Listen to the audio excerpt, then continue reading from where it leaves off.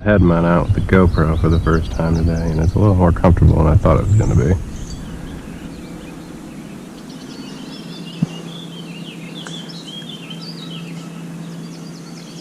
One of the forums I was looking at, the guy said that green or chartreuse blackback was one of his favorite colors for bass in Michigan, and I've never used it, so we're going to try this crankbait today and see what happens.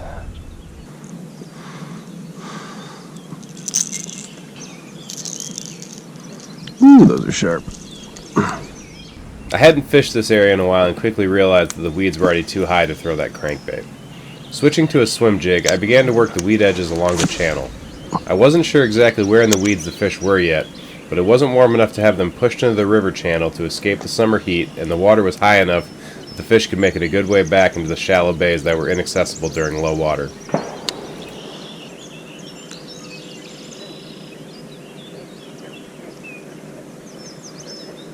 An important tip when using a swim bait is to ensure that it is running with the weed guard pointing upwards for maximum action.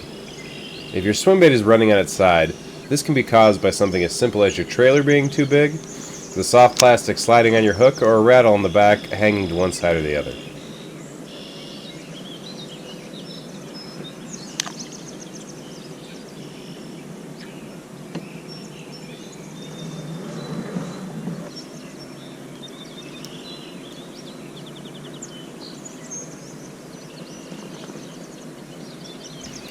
On the topic of rattles, this is another foil I like to add to my swim baits that I don't see a lot of other guys doing. While not as important, and it can sometimes be detrimental to a clear water presentation, a rattle in off-color water can be exactly what you need to differentiate your bait from what everyone else has been throwing.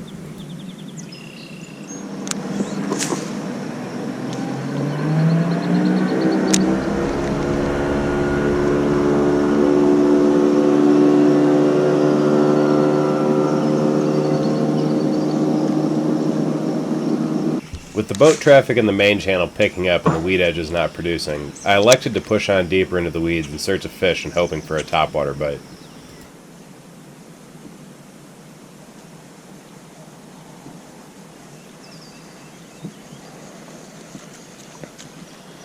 I just saw a fish move in the back there, but I don't know about the rest of this. Alright, I'm seeing fish moving. They're here.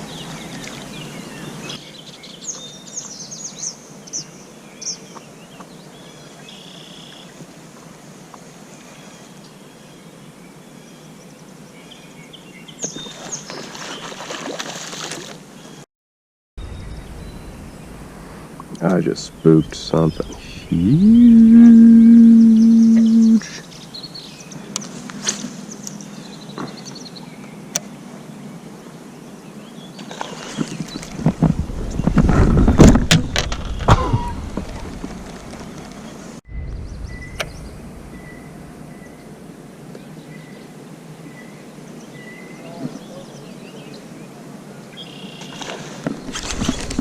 Son of a...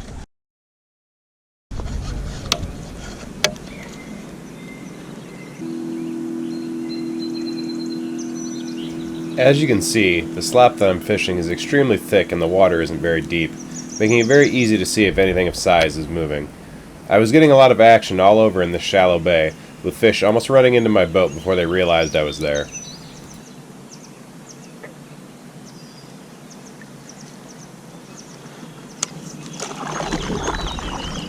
I pushed back into the bay as far as I could, but eventually the slop became too thick and a few times I ran aground. Turning around, I began to fish my way out. I've found I usually get two shots with these fish. First one when you go by, I usually like to try to work it fast just to get the reaction strike. And then if you go over it a second time, usually if you slow it down just a little bit, you can get them to hit it.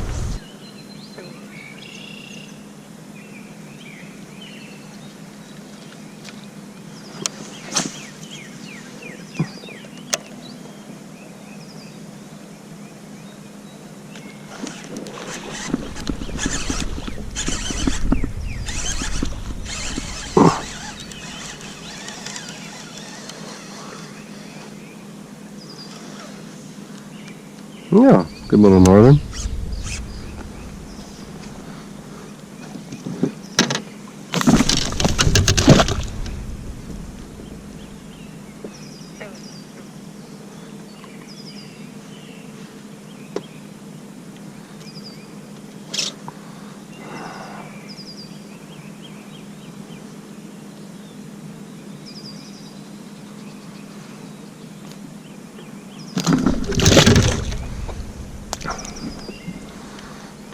I don't know if you guys saw in that last part there, but I was trying to reach under the gill, because there's a gill plate you can grab right there and slide your hand under, and it's safe to hold on to.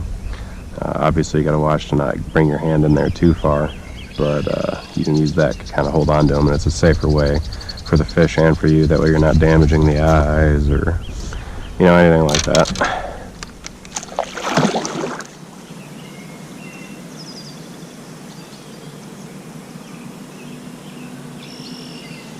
A big fish just moved right there.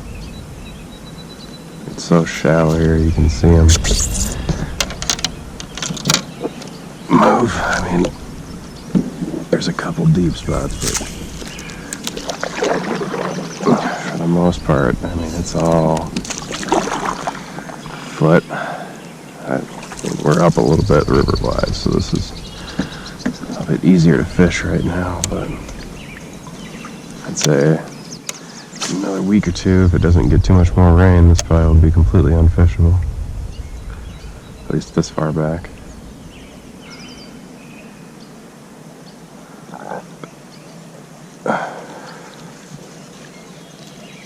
Off from a boat anyways, I bet I could fit back here. No, probably a week from now.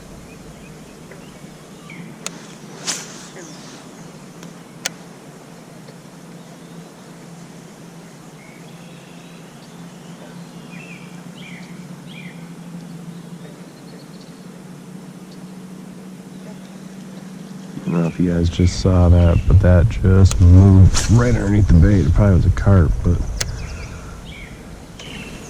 oh yeah. Come on.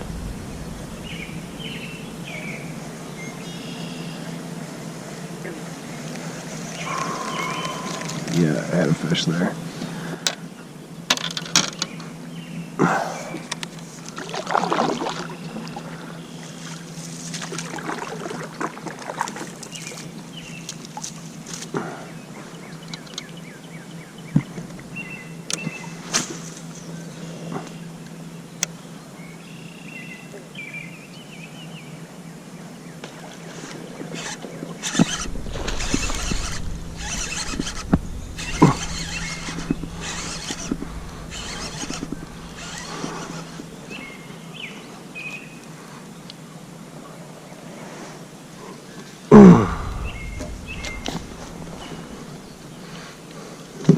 Look at that salad on that hog. Oh shit.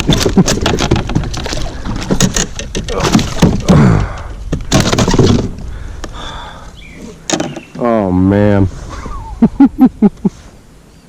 That's a good fish. Man. That was a good one.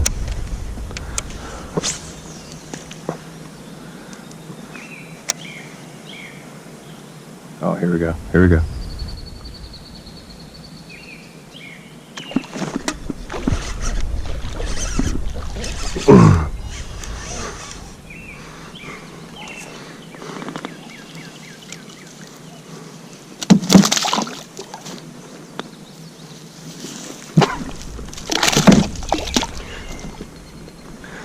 Oh man.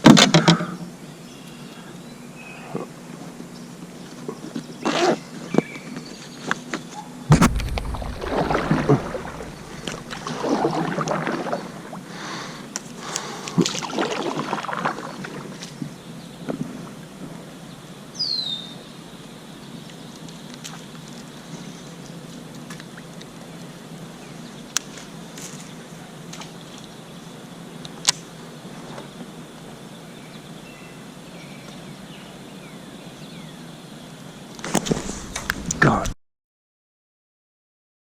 Oh, man.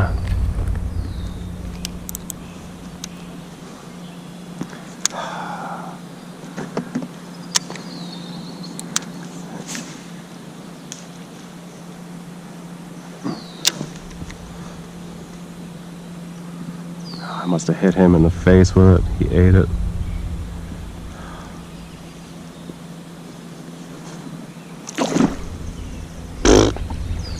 That might have been him right there.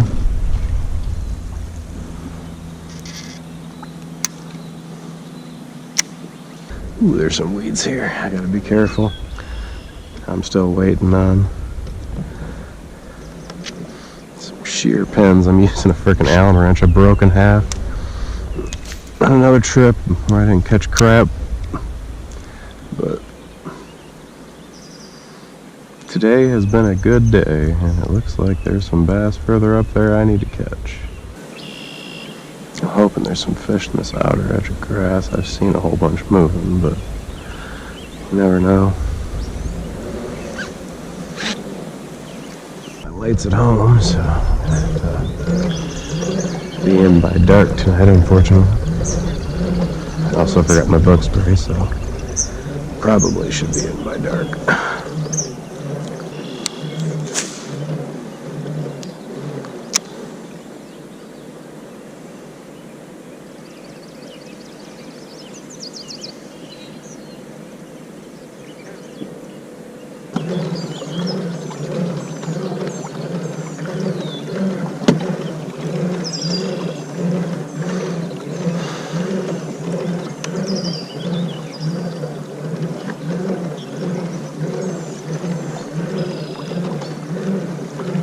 With the sun setting, I pedaled my way back upriver, fishing spots in the way and hoping to pick one or two more off before sunset.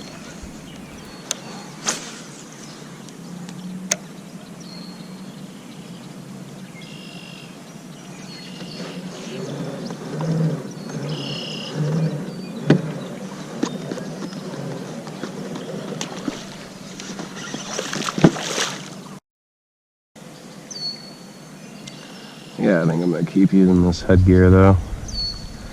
It's nice enough, it's not too annoying, and honestly, I like the video better when you do the first-person view.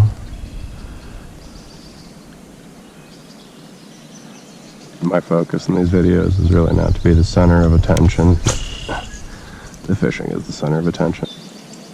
I know you're there.